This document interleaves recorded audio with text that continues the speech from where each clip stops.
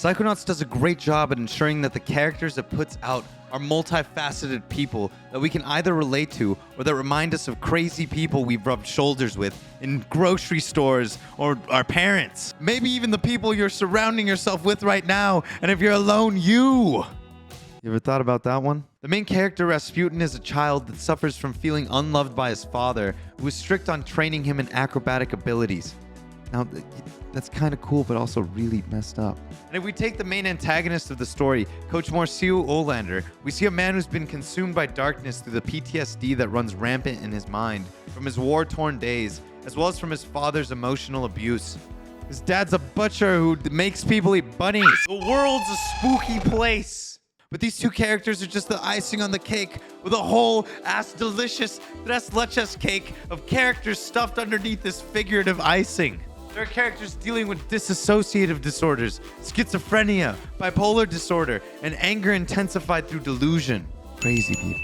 And with the game being about becoming a psychonaut, your job is to literally jump into the minds of these complex characters and fix them from the inside. There's a nice dichotomy that materializes in the home world that Psychonauts provides. On one end of the homeworld is a kid's Psychonauts training camp. It's a lot like summer camp, actually, that becomes dichotomous within itself when, as the game progresses, all of the children lose their brains. No! And the summer camp transforms into a nighttime psycho animal killing camp. Oh, God! Dun, dun, dun! There's a bear.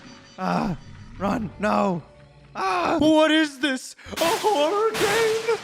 Quite the opposite, actually. It's silly, fun, and on the other end of the homeworld is an asylum. Liar! I knew it was a horror game. On one end, you have an island full of children practicing their mental fortitude to harness psychic abilities who are now brainless. Hello! Yes, you came. While on the other end, there lies an asylum on an island full of fragmented people who are trapped in a building because of their inability to cope with the downfalls of their mental health. Whether it's through the physical act of being debrained or the wear and tear that occurs on the mind through years of suffering, our characters are left brainless, unable to control themselves. Psychonauts has one of the most captivating forms of character development, as it's uniquely intertwined with level design. Look at all the beautiful levels! Not only do we figure out who characters are by listening to them talk and paying attention to their mannerisms, we get to look at visual representations of their consciousness. Each mind is a level that the game offers, and each level is represented in a way that shows the mind you're in's distortion. Okay, it's just a game. It's just a game. Games are meant to have fun. We're having fun, everybody. Everybody, we're having fun. We're having a good time. All right, let's see what's going on in my mind. Oh my God! What the hell is wrong with me? Why am I like this? Some of the most interesting minds include that of Gloria Von Guten and Edgar Telge. I have literally no idea how to say his last name. Gloria Von Guten is an actress who's haunted by the suicide of her mother, which we find out about through hitting this repressed memories chest running around in her head and seeing the story unfold through a slideshow. You seriously gotta give it to Double Fine Studios for the attention to detail that they put into this game with their weird, creepy, double-headed baby circus act logo that's kinda cute and perfectly represents their style. Gloria suffers from strong bipolar episodes. We first see these when she kicks Rasputin out of the asylum garden she's wandering, like a spooky, creepy ghost lady. The full picture is only fleshed out once we jump into her mind. I'm gonna save you. I'm gonna save you from being bipolar, Gloria. There we get a visualization of it, with a stage that setting can be changed through the use of a lamp that has the face of tragedy on one side of it and the face of comedy on the other, which is a trope that's a staple of Greek plays, because everything in Greek plays is so hilarious. Except for the fact that Medea murders her children, then there's nothing funny after that. Except for the fact that she gets away with it. Hey, woo! Bet you didn't see that one coming. The lamp represents the torn sides of Gloria's mind. When the comedy side of the lamp is facing the stage, the characters along with the stage itself becomes the likes of something you'd see in the art found in a children's fairy tale book. Look how sweet and calm and kind that looks. Oh my gosh, so pretty.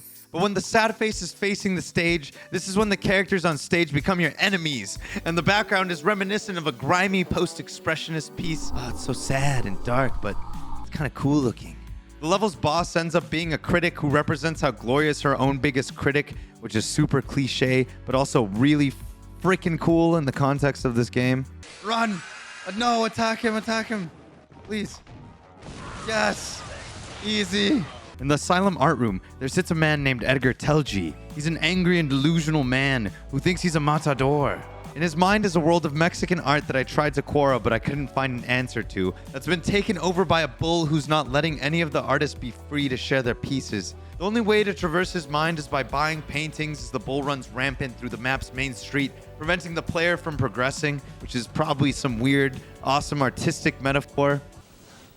I don't know. When you get to the boss fight with the bull, after spearing it and mutilating its body for half of its health, you realize that it's actually a manifestation of Edgar's anger that he feels towards himself for an emasculating experience he had in high school. What sad. Once his rage is free, it helps you in defeating the delusion he made up of a matador who represents the traumatic experience of watching a male cheerleader kiss his ex-girlfriend at his wrestling tournament. Wow, he let a male cheerleader take his girl? Psh, square. Kick rocks. One of the most captivating parts about the characters that Rasputin runs into's mental illness is that the game never hands the player what's happening on a silver platter. Nothing tells us Gloria's bipolar or that Edgar's angry and delusional. Everything's shown to us with the personalities that are given to characters and the worlds that are created in their minds. I played this game when I was younger and was unable to grasp the psychological implications that the game placed upon itself, but growing older helped me to unsheath the beauty that was curated for each mind, creating a unique art style and form to create visual representations of madness, insanity, crazy. As humans, we might be quick to judge those that snap at us, act irrationally, or seem to have lost touch with reality. Again, the crazy lady at the grocery store, the guy yelling at birds, or you, probably you. But recognizing that humans are flawed and faulty can help us to be understanding and a lot less judgmental. As is said in the Four Agreements by Don Miguel Ruiz, judgment is a boomerang that comes right back at us. We should give the benefit of the doubt to people who might not always shine a light on us, because some people are still running away from their shadow. Now, do I actually know anything about psychology? Absolutely not. I majored in English, but if you enjoyed this video, please make sure to like and subscribe. Thank you, everybody. Goodbye.